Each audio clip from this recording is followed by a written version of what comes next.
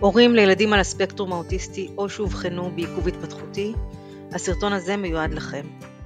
אני דניאלה, אימא של ליוש. רציתי להמליץ בחום ואהבה על נטע המהממת.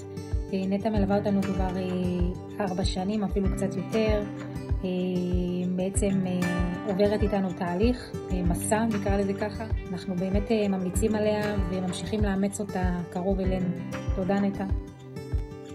עצם הגילוי יכול להיות מטלטל, לעתים מכעיס, מתסכל, מעציב.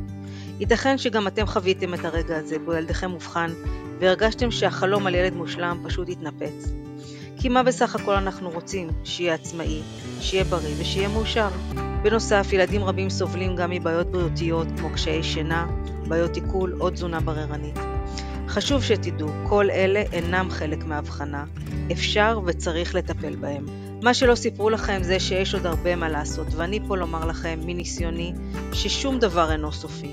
פיתחתי את תהליך מתקדמים, בעזרתו קידמתי ילדים רבים, ואף זכיתי להציג את עבודתי בכנס הנטורופטים הבינלאומי בפריז. בתהליך אני שואפת להביא את הילד למצב בריאותי אידיאלי, שמתוכו יוכל למצות את הפוטנציאל ההתפתחותי שלו. ככל שמקדימים לטפל, כך משפרים את ההזדמנות של הילד להתפתח.